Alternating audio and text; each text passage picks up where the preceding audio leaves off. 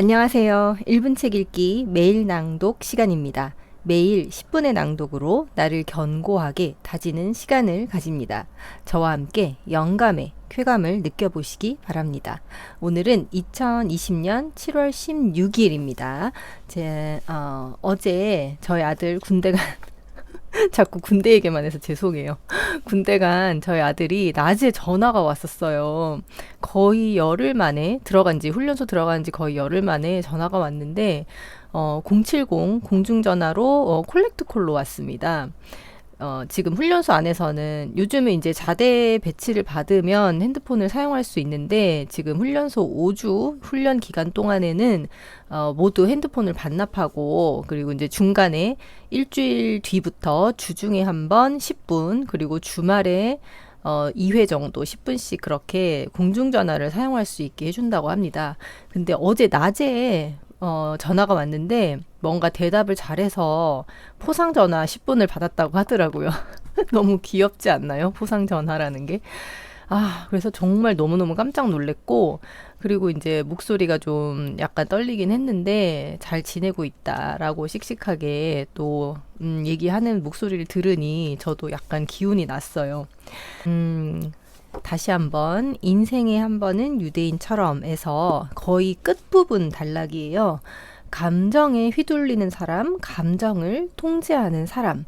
제가 이 1분 책 읽기 채널을 시작하면서 감정에 대한 그 책 내용을 많이 소개를 해드렸었어요. 우리가 뭔가 하고 싶은 일이 있다. 그리고 결심한 대로 뭔가를 하려면 감정을 잘 통제하는 사람이 되어야 합니다. 이 유대인들은 감정을 어떻게 통제하고 그걸 다스렸는지 그 내용이 이 책 속에 나와 있습니다. 감정에 휘둘리는 사람, 감정을 통제하는 사람. 고통은 힘의 원천이자 좋은 재산이다. 탈무드. 마음속으로 결심한 대로 이루고 싶다면 감정을 통제할 수 있어야 한다. 충동적으로 행동하는 사람은 일을 쉽게 망쳐버리곤 한다. 이 점을 잘 아는 유대계 상인은 언제나 이성적으로 행동한다. 한 유대인 연설가는 평소 감정을 잘 통제했다. 특히 연설하기 전에는 불필요한 감정은 배제하고 좋은 기분을 유지하려고 노력했다. 어느 날 그는 큰 강연을 앞두고 있었다. 연설하기 전에 간단히 식사를 하려고 조수와 식당을 찾았다. 식사를 하는데 조수가 갑자기 외마디 비명을 질렀다.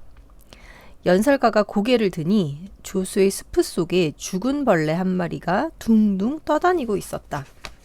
굉장히 기분이 나쁘죠. 제가 뭘 식사를 시켰는데 그 속에 벌레나 머리카락 이런 게 들어있다면 굉장히 기분이 나빠서 화를 내게 되어 있어요. 기분이 상한 조수는 사장을 불러 한마디 하려고 했지만 연설가가 그를 말렸다. 중요한 일을 앞두고 있는데 빨리 나가지. 연설가가 강연을 하는 내내 조수는 기분이 편치 않았다. 감정 조절이 필요한 순간에 자신이 방해한 것 같았기 때문이다. 다행히 연설가의 강연은 성공적으로 끝났다. 연설가는 식당에서의 일로 전혀 동요되지 않은 듯 했다.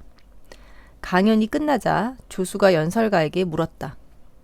벌레 때문에 기분 상하셨을 텐데 괜찮으세요? 연설가가 대답했다. 처음에는 기분이 몹시 안 좋았네. 하지만 속으로 한마디를 하곤 바로 마음을 추스렸어. 그 한마디가 뭔가요? 고작 벌레 한 마리에 내 기분을 지배당할 것인가? 부정적인 감정에 마음을 지배당해서는 안 된다. 우리에겐 그것보다 중요한 일들이 많기 때문이다. 만약 연설가가 일시적인 충동을 참지 못하고 강연을 망쳤다면 그로 인한 피해는 벌레로 인한 피해보다 훨씬 컸을 것이다. 과학자들은 부정적인 감정이 건강에 안 좋은 영향을 미친다는 사실을 발견했다.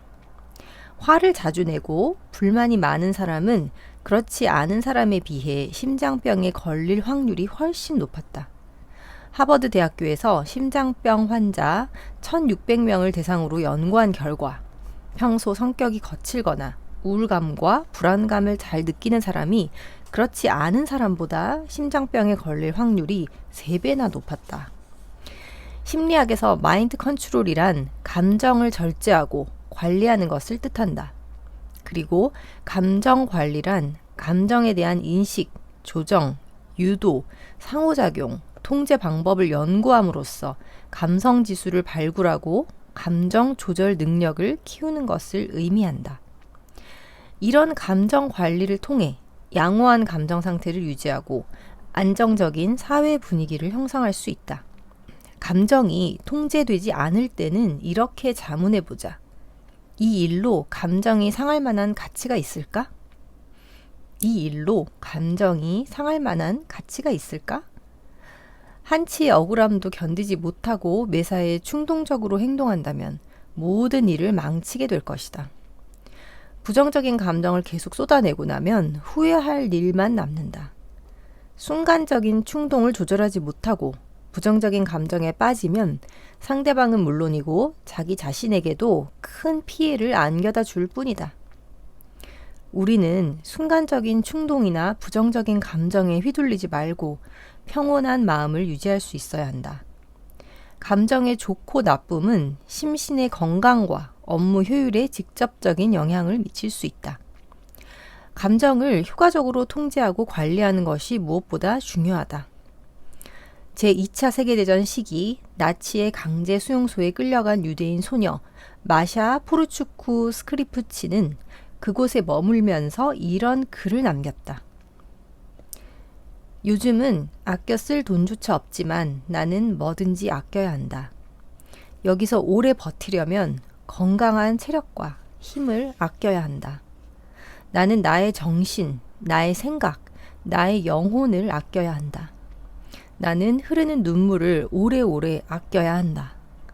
나는 인내심을 가지고 많은 것을 아껴야 하지만 내게 부족한 따뜻한 감정과 선한 마음은 더 아끼고 아껴야 한다.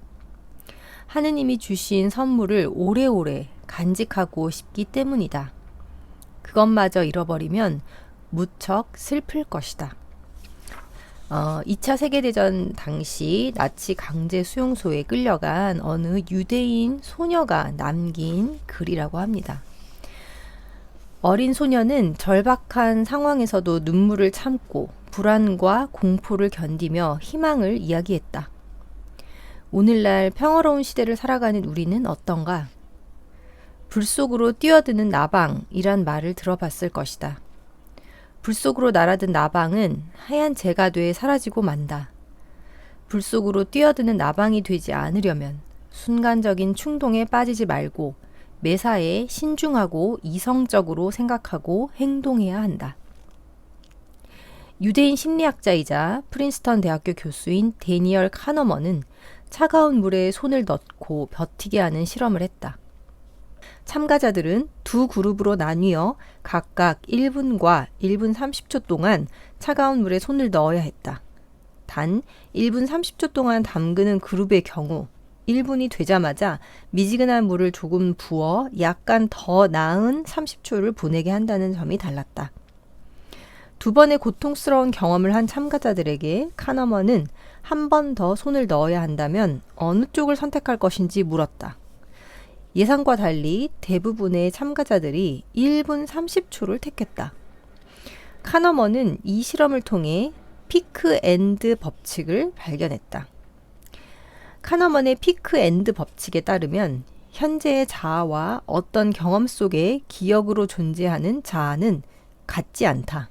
경험 자아는 시간의 흐름에 따라 현재의 경험을 축적하지만 기억 자아는 일련의 경험을 통해 종합적인 느낌을 기억한다.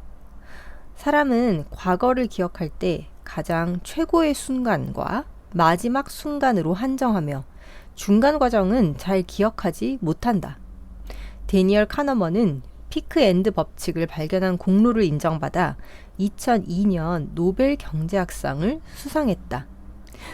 그리고 나서 또 한 가지 예가 나오는데, 이제 출산의 경험을 한, 저도 이제 마찬가지지만, 그때의 굉장히 이제 그 통증, 고통스러움, 이런 것들이 지나고 나서 기억이 안 난다고. 그래서 다시 아기를 낳고 한다는 그런 얘기가 또 있어요.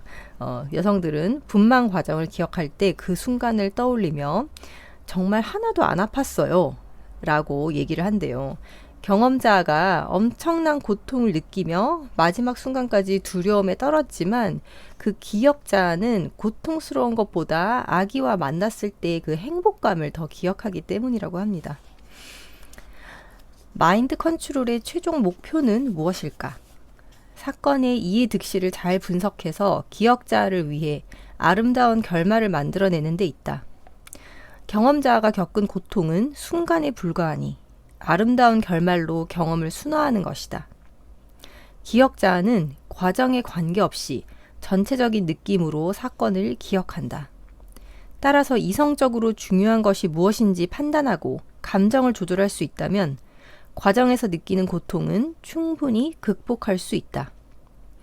유대인은 감정을 자유롭게 조절할 수 있다고 생각하는 사람들이 많다. 그들에게는 감정도 중요한 생존의 지혜이기 때문이다. 감정을 통제하지 못하는 사람은 스스로 파멸의 길로 걸어가는 것과 같다. 네, 오늘도 유대인의 지혜 한 단락을 낭독해 봤습니다. 네, 오늘도 저와 함께 해주셔서 정말 감사합니다. 내일 또 뵐게요.